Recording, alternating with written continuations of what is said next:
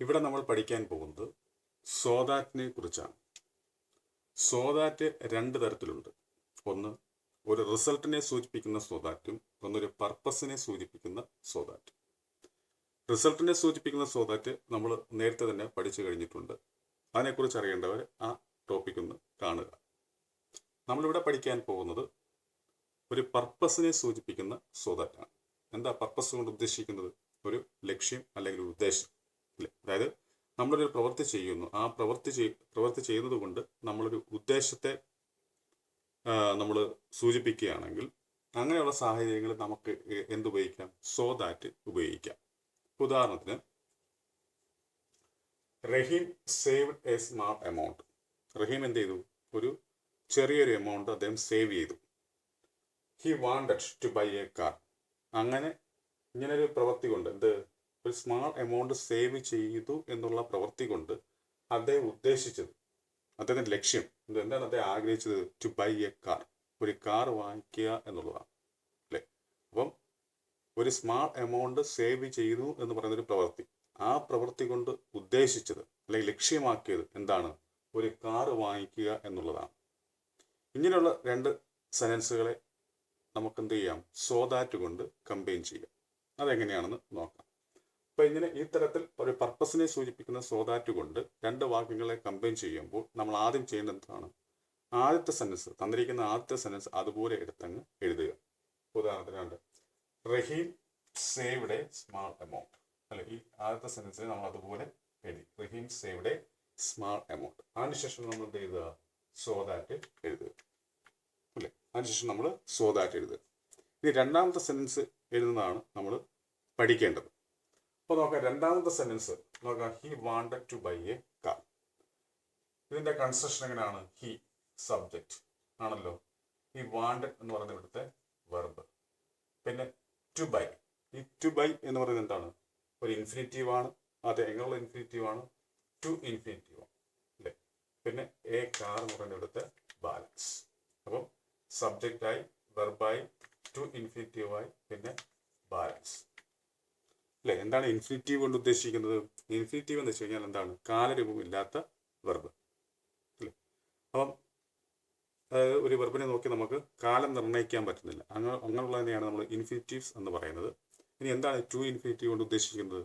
ഏതെങ്കിലും ഒരു ഇൻഫിനിറ്റീവിന്റെ തൊട്ട് മുന്നിലായിട്ട് ടു വരികയാണ് അല്ലേ? അപ്പൊ ഇവിടെ ടു ബൈ, ഈ ബൈ എന്ന് പറയുന്നത് എന്താണ്? ഇൻഫിനിറ്റീവ് ആണ്, അതിന് കാലരൂപമില്ല, അതിന്റെ തൊട്ട് മുന്നിൽ ടൂവും വന്നു. അങ്ങനെയാകുമ്പോൾ നമുക്ക് എന്ത് വിളിക്കാം? ടു ഇൻഫിനിറ്റീവ് എന്ന് വിളിക്കാം. Plus balance. ഇപ്പൊ രണ്ടാമത്തെ സെന്റൻസിന്റെ കൺസ്ട്രക്ഷൻ അല്ലെങ്കിൽ ഈ തരത്തിൽ ചോദിക്കുന്ന ചോദ്യങ്ങളുടെ രണ്ടാമത്തെ സെന്റൻസിന്റെ പൊതുവായിട്ടുള്ള സെന്റൻസ് സ്ട്രക്ചർ അല്ലെങ്കിൽ കൺസ്ട്രക്ഷൻ എന്ന് പറയുന്നത് എങ്ങനെയായിരിക്കും? Subject plus verb plus two infinitive plus balance എന്ന് ആയിരിക്കും. അവയെ നമ്മൾ ഏത് തരത്തിലേക്ക് മാറ്റണം? ഉത്തരം എഴുതുമ്പോൾ, ആൻസർ എഴുതുമ്പോൾ ഈ രണ്ടാമത്തെ സെന്റൻസിനെ നമ്മൾ ഏത് കൺസ്ട്രക്ഷനിലേക്ക് മാറ്റണം? Subject plus can or may or could or might plus bare infinitive plus balance. അതായത് ആദ്യം തന്നിരിക്കുന്ന സബ്ജക്റ്റ് നമ്മൾ എഴുതുക, അതിനുശേഷം ക്യാൻ ഓർ മേ എഴുതുക, അല്ലെങ്കിൽ കുഡ് ഓർ മൈറ്റ് എഴുതുക. ഇതെന്തിനെ ആശ്രയിച്ചാണ്?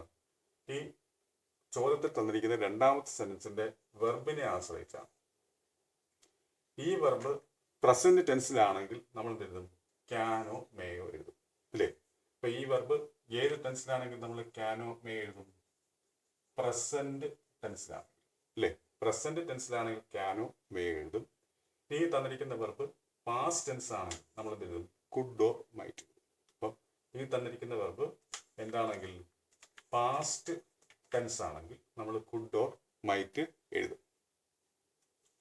ഇവിടെ തന്നിരിക്കുന്ന വെർബ് എന്താണ്? വാണ്ടഡ് ആണ്. ആ വാണ്ടഡ് എന്ന് പറയുന്നത് ഏത് ടെൻസ് ആണ്? പാസ്റ്റ് ടെൻസ് ആണ് അല്ലേ? വാണ്ടഡ് എന്ന് പറഞ്ഞിരിക്കുന്ന ഈ വെർബ് ഏത് ടെൻസ് ആണ്? Past tense. അങ്ങനെ പാസ്റ്റ് ടെൻസ് ആയിരിക്കുമ്പോൾ നമ്മൾ എന്തൊക്കെയാണ് എഴുതുന്നത്? ഒന്നുകിൽ കുഡോ അല്ലെങ്കിൽ മൈറ്റോ ആണ് എഴുതേണ്ടത്. ഇവിടെ അതുകൊണ്ടാണ് ഇവിടെ നമ്മൾ എന്തിരിക്കുന്നത്? കുഡ് അല്ലേ?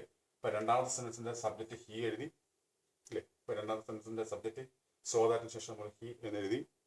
ഇവിടെ തന്നിരിക്കുന്ന വെർബ് വാണ്ടഡ്, അത് പാസ്റ്റ് ടെൻസ് ആയതുകൊണ്ട് നമ്മൾ കുഡിലെ മൈറ്റിലെ കുഡ് എഴുതി. ഇനി നമ്മൾ എന്ത് ചെയ്യണം? ഈ ടു ഇൻഫിനിറ്റീവിനെ എന്താക്കണം? ബെയർ ഇൻഫിനിറ്റീവ് ആക്കണം അല്ലേ? ഒരു ടു ഇൻഫിനിറ്റീവിനെ ബെയർ ഇൻഫിനിറ്റീവ് ആക്കാൻ എന്ത് ചെയ്താൽ മതി?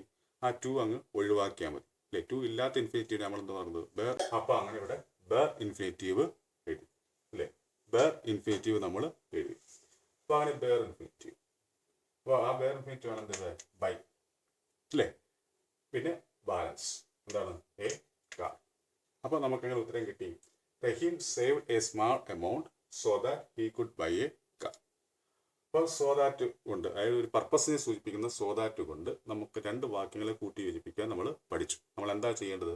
ഇങ്ങനെ രണ്ട് വാക്യങ്ങൾ തരുമ്പോൾ നമ്മൾ ആദ്യത്തെ സെൻറ്റൻസിൽ നമ്മൾ അതുപോലെ എഴുതുക. അതിനുശേഷം നമ്മൾ എന്ത് ചെയ്യുക? സോ ദാറ്റ് എഴുതുക. അതിനുശേഷം നമ്മൾ എന്ത് ചെയ്യണം? തന്നിരിക്കുന്ന രണ്ടാമത്തെ സെൻറ്റൻസിന് സബ്ജക്റ്റ് എഴുതുക. എന്നിട്ട് നമ്മൾ നോക്കണം എന്ത്? രണ്ടാമത്തെ സെൻറ്റൻസിൻ്റെ വെർബിനെ നോക്കണം. ആ ഒരു പാസ്റ്റ് ടെൻസ് ആണെങ്കിൽ നമ്മൾ കുഡോ മൈറ്റോ എഴുതാം. പ്രസന്റ് ടെൻസ് ആണെങ്കിൽ നമ്മൾ എന്ത് ചെയ്യും? ക്യാനോ മേയോ എഴുതണം. എന്നിട്ട് അതിനുശേഷം ബേർ ഇൻഫിനിറ്റീവ് എഴുതുക.